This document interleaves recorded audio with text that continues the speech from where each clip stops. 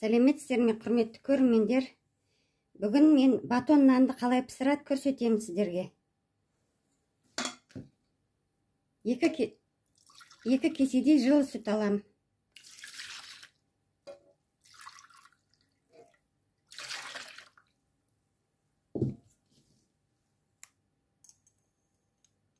Бір қасық дрожжи салам. Бір қасық тұз. Бір қасық қант. 100 граммдай май.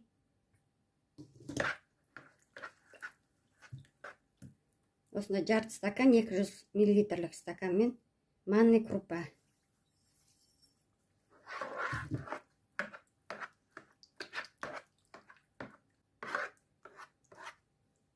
Енді үстіне ұн салып нанымызды елейміз.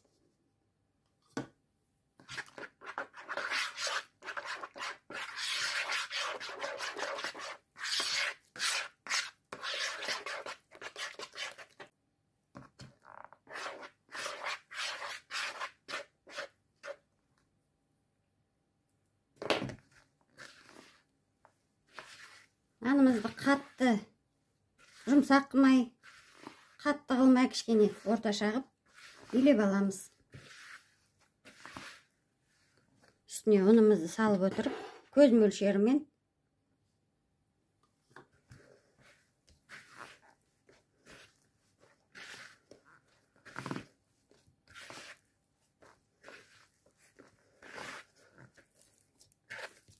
нанымызды елеп алдық. Енді осы нанымызды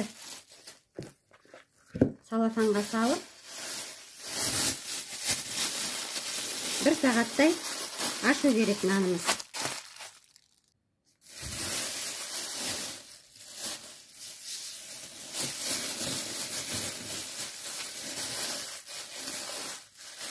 Нанымыз ашылды.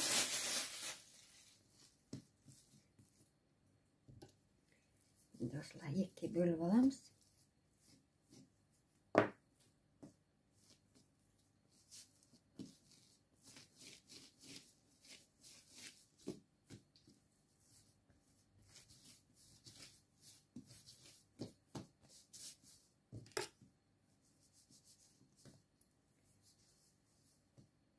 Осылай 4-тен 8-ге бөлеміз.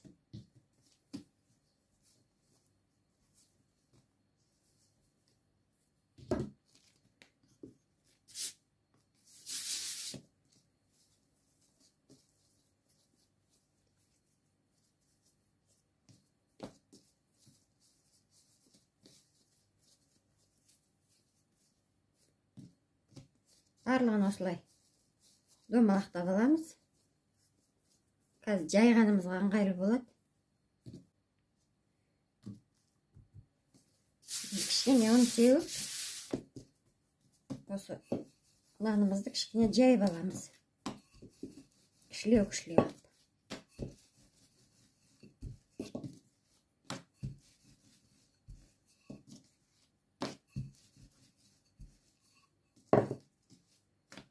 Осындай қылып жайып алдық. Енді рулет құсатып осылай ораймыз.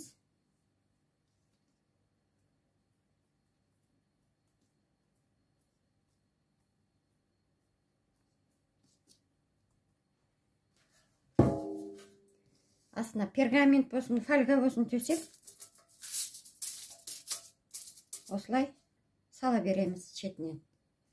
Келесіні тағы да солай жайып, тура осындай қылып жасап аламыз.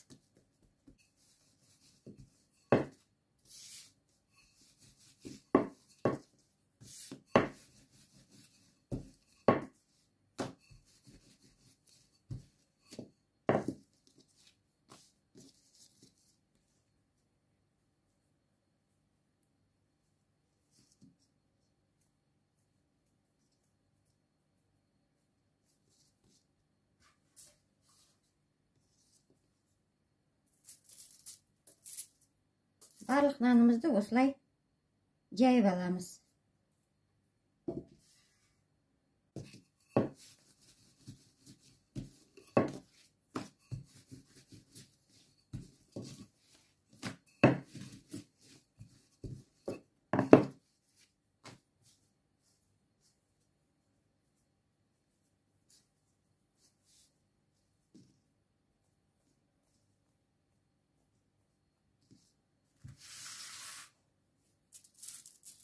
Осылай қойып аламыз. Енді осы нанымызды бір 15-20 минутқа кішкене көтерілгенше қойып қоямыз. Бетін жылы орамалмен жауып, бір 15 минутқа қойып қоямыз. Нанымыз көтерілді. Енді жұмыртқаның сарысымен сүт қосып қойғам. Бетіне жағамыз нанымызды.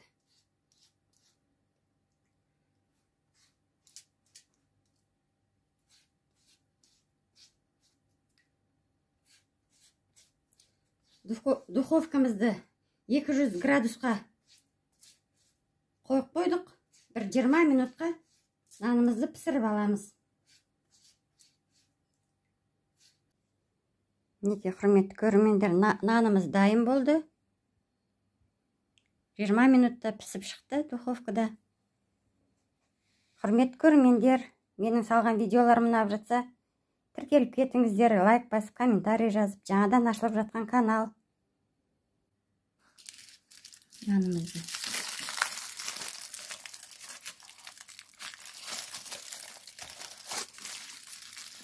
жоқ әлі нанымыз.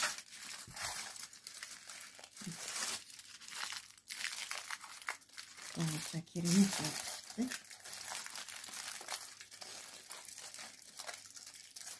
Өте керемет oldu.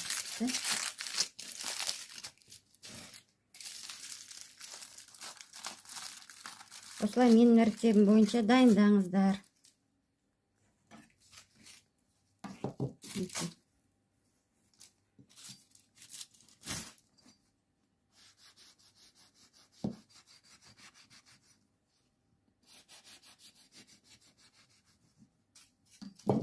Өте керемет болып пісіпті. Осылай. Бутерброд жасап жесеңіздер де болады. Өте үлпілдек, жұмсақ батон болып дайындалыпты. Астарыңыз дәмді болсын. Келесі кездескенше аман, сау болыңыздар.